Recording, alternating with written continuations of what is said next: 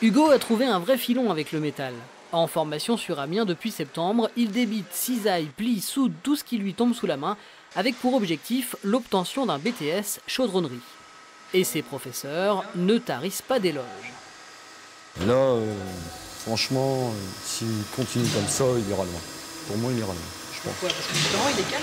Il est calme. Il suffit pas d'aller vite, hein. Il suffit de penser avant d'agir. Alors, pour être aussi calme, Hugo aurait-il un secret? Oui, effectivement, Hugo a un secret. Quand il rentre chez lui à Cramont, il joue au speedball. Au quoi? Au speedball. Je vais quand même pas te le chanter.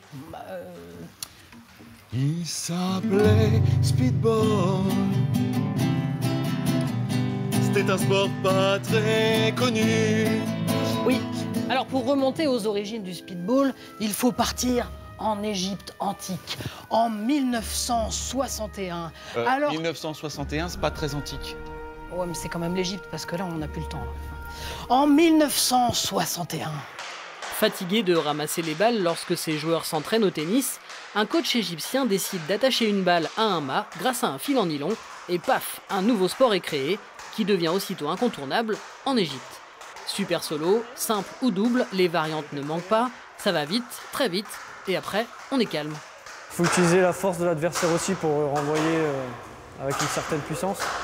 Et sinon, il y a beaucoup de tactiques.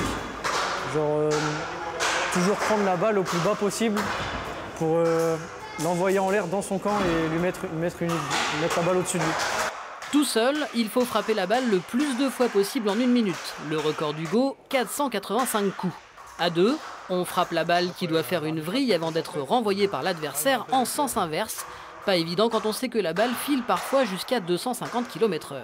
Ils s'entraînent 2 fois par semaine, à peu près 3-4 heures par semaine. Les Égyptiens, eux, c'est Les Égyptiens, ils frappent beaucoup plus longtemps. À chaque compétition, ils s'entraînent vers au moins 8 heures par jour. Donc eux, c'est des gros compétiteurs. Et en Égypte, c'est quasiment le sport national, quoi. Adepte du speedball depuis l'âge où il peut tenir une raquette, Hugo, septuple champion de France, est parti en octobre dernier avec l'équipe de France en Tunisie pour participer au championnat du monde de speedball. D'où il est revenu avec 2 médailles d'argent dans les catégories super solo et simple. En finale, c'est face à un Égyptien qu'il a dû s'incliner. Un voyage qu'il n'est malgré tout pas prêt d'oublier. Très bonne expérience. J'ai pu voir le jeu des adversaires des autres pays. J'ai pu progresser aussi en voyant un peu quelques techniques égyptiennes par exemple.